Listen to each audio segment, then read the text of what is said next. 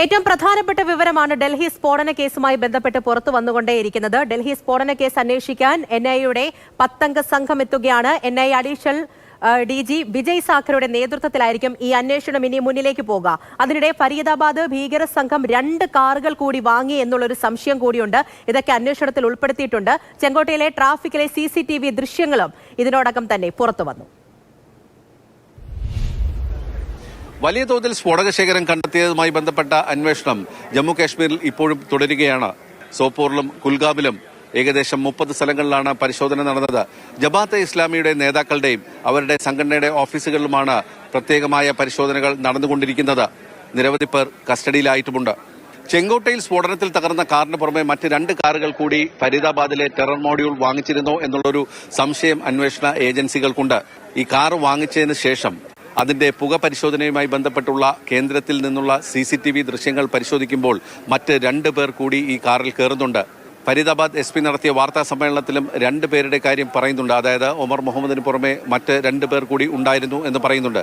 പക്ഷേ പിന്നീട് ഈ കാർ ഡൽഹിയിലേക്ക് എത്തുകയും ചെങ്കോട്ട പരിസരത്തും ഡൽഹിയിലെ പ്രധാന കേന്ദ്രങ്ങളിലുമൊക്കെ കറങ്ങി നടക്കുമ്പോൾ ഒരാൾ മാത്രമേ വാഹനത്തിലുണ്ടായിരുന്നുള്ളൂ. അത് ഡോക്ടർ ഉമർ മുഹമ്മദാണ്. അപ്പോൾ മറ്റു 2 പേർ ആരൊക്കെ എന്നുള്ളതാണ് സംശയം. ഈ 2 പേർ 2 കാറുകൾ കൂടി വാങ്ങിച്ചിരുന്നോ എന്നുള്ളൊരു സംശയം ഇപ്പോൾ ഏജൻസികൾ പങ്കുവെക്കുന്നു. അങ്ങനെയാണെങ്കിൽ ആ കാറുകൾ എവിടെ എന്നുള്ള പരിശോധന ഇനി വരും ദിവസങ്ങളിൽ നടക്കും. ആ കാറുകളിൽ സ്ഫോടക വസ്തുക്കൾ ഉണ്ടായിരുന്നോ എന്നുള്ള കാര്യവും അന്വേഷണ വിധേയമാണ് എന്നാണ് അന്വേഷണ വൃത്തങ്ങൾ നൽകുന്ന സൂചന. പിടിയിലായ ഭീകര പ്രവർത്തകരുടെ എല്ലാ രേഖകളും ഇപ്പോൾ പോലീസ് പരിശോധിച്ചു വരികയാണ്. കോൾ ഡീറ്റെയിൽ റെക്കോർഡ്സുകൾ, ഡ്രൈവിംഗ് ലൈസൻസുമായി ബന്ധപ്പെട്ട കാര്യങ്ങൾ, ആധാർ അടക്കമുള്ള രേഖകൾ ഇവരുടെ കൈവശമുണ്ട്. ഇവയെല്ലാം തന്നെ വിശദമായ പരിശോധനയ്ക്ക് വിധേയമാക്കുമെന്ന് അന്വേഷണ വൃത്തങ്ങൾ അറിയിച്ചു. ചെങ്കോട്ടയിൽ നടന്ന കാർ ബോംബ് സ്ഫോടനം ഭീകരാക്രമണം തന്നെ എന്നുള്ള വിലയിരുത്തലാണ് അന്വേഷണ ഏജൻസികൾക്കും സർക്കാരിനും.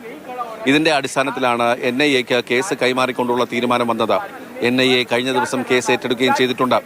അതേസമയം ഇക്കാര്യത്തിൽ എന്ത് നടപടികളാണ് ഇനി എടുക്കേണ്ടത് എന്നുള്ള കാര്യത്തിൽ ഇന്ന് വൈകിട്ട് ചേരുന്ന കേന്ദ്ര മന്ത്രിസഭയുടെ സുരക്ഷാ കാര്യങ്ങൾക്കുള്ള ഉപസമിതി തീരുമാനമെടുക്കും. പ്രധാനമന്ത്രി നരേന്ദ്രമോദി ഭൂട്ടാനിൽ നിന്ന് മടങ്ങിയെത്തിയാൽ ഉടൻ തന്നെ യോഗം ചേരുകയാണ്. അതേസമയം കഴിഞ്ഞ ദിവസം പ്രധാനമന്ത്രി നരേന്ദ്രമോദിയും പ്രതിരോധ മന്ത്രി രാജ്നാഥ് സിംഗും ഈ ഭീകര പ്രവർത്തനത്തിന് കൃത്യമായ മറുപടി നൽകും എന്ന് വ്യക്തമാക്കുകയും ചെയ്തിട്ടുണ്ട്. ഷിജു പട്ടവത്തിനൊപ്പം ബസന്ത്, മാതൃഭൂമി ന്യൂസ്. ഇപ്പോൾ ഈ പറഞ്ഞതുപോലെ തന്നെ ഡൽഹി കേന്ദ്രീകരിച്ച് NIA അന്വേഷണം പുരോഗമിക്കുകയാണ്. അതോടൊപ്പം തന്നെ സുരക്ഷാ കാര്യങ്ങൾ അത് ചർച്ച ചെയ്യാൻ വേണ്ടിയിട്ട് പ്രത്യേക ക്യാബിനറ്റ് യോഗമൊക്കെ ഇന്ന് ചേരുകയും ചെയ്യുന്നുണ്ട്. P. ബസന്ത് കൂടുതൽ വിവരങ്ങളുമായി നമ്മളോടൊപ്പം ചേരുന്നുണ്ട്. ബസന്ത്, NIA കളത്തിലുണ്ട്.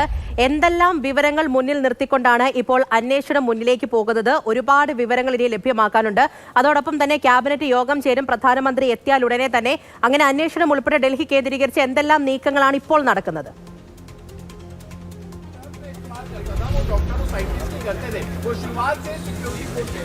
NIA ഇപ്പോൾ ഈ കേസിൽ അന്വേഷണം സജീവമാക്കിയിട്ടുള്ള ഒരു സാഹചര്യമാണുള്ളത്. ഇപ്പോൾ 15 പേർ കസ്റ്റഡിയിലുണ്ട് എന്നുള്ള വിവരമാണ് നൽകുന്നത്. അതായത് ജമ്മു കാശ്മീർ പോലീസും ഹരിയാന പോലീസും ഡൽഹി പോലീസിന്റെ കസ്റ്റഡിയിലായി ഏകദേശം 15 പേരുണ്ട്. ഇവരെയൊക്കെ തന്നെ ഇപ്പോൾ NIA നേരിട്ട് ഏറ്റുവാങ്ങി അതോടൊപ്പം തന്നെ ചോദ്യം ചെയ്യൽ അടക്കമുള്ള കാര്യങ്ങളിലേക്ക് കടക്കുന്നുണ്ട്. ഇപ്പോൾ ഏറ്റവും സുപ്രധാനമായിട്ടുള്ള മറ്റൊരു വിവരം എന്ന് പറയുന്നത് 2 കാറുകൾ കൂടി വാങ്ങിച്ചിട്ടുണ്ടോ എന്നുള്ളൊരു സംശയത്തിലാണ് ഇപ്പോൾ കൂടുതൽ അന്വേഷണം നടക്കുന്നത്. അതായത് ഈ 2 കാറുകൾ കൂടി വാങ്ങിച്ചവർ ആരൊക്കെ, അവരെവിടെ ഇരിക്കുന്നു, അവരെ എവിടെ ഒളിപ്പിച്ചിരിക്കുന്നു എന്നുള്ളതാണ് ഏറ്റവും വലിയ വിഷയം.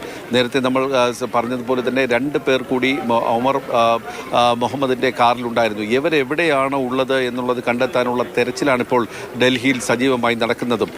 NIA-യുടെ അന്വേഷണത്തിന്റെ ഭാഗമായിട്ടാണ് ഫോറൻസിക് പരിശോധന നടന്നത്. ഇതിനെ തുടർന്നിട്ടാണ് ഇതൊരു ചാവേർ ആക്രമണമല്ല എന്നുള്ളൊരു തരത്തിലേക്കുള്ള ഒരു വിലയിരുത്തൽ ഇപ്പോൾ അന്വേഷണ സംഘം എത്തിയിട്ടുള്ളത്. അതായത് എൻ്റെ പിറകിൽ കാണുന്ന സംഭവം നടന്ന സ്ഥലത്ത് വലിയ കുഴികളൊന്നും തന്നെ ഇല്ല. മാത്രമല്ല ഈ സ്ഫോടന വസ്തുക്കളുടെ അവശിഷ്ടങ്ങളും വലിയ തോതിൽ കണ്ടെത്താൻ കഴിയാത്തൊരു സാഹചര്യം വരുമ്പോൾ വാഹനം ഓടിച്ചു വന്ന ഒമർ മുഹമ്മദ് അറിയാതെ ഉണ്ടായ ഒരു സ്ഫോടനം എന്നുള്ള തരത്തിലാണ്, അല്ലെങ്കിൽ ഒരു പാനിക്കായിട്ട് ഒരു പെട്ടെന്നുണ്ടായിട്ടുള്ള പരിഭ്രാന്തിയിലുണ്ടായ ഒരു സ്ഫോടനത്തിനല്ലാതെ ഒരു കരുതിക്കൂട്ടിയുള്ളൊരു സ്ഫോടനത്തിലേക്ക് നയിച്ചിട്ടില്ല എന്നുള്ളൊരു സൂചനയാണ് അന്വേഷണ വൃത്തങ്ങൾ പങ്കുവെക്കുന്നത്.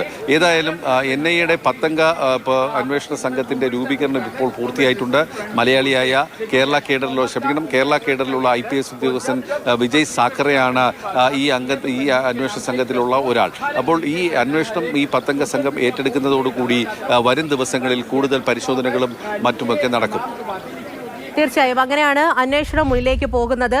അതോടൊപ്പം തന്നെ കൂടുതൽ ശക്തമായി തന്നെ പരിശോധനകളും പോകുന്നു. പ്രധാനമന്ത്രി തിരിച്ചെത്തിയാൽ ഉടനെ തന്നെ ക്യാബിനറ്റ് യോഗം ചേരാൻ പോകുന്നുണ്ട്. അങ്ങനെ നീക്കങ്ങൾ ഓരോന്നും ശക്തമാവുകയാണ്.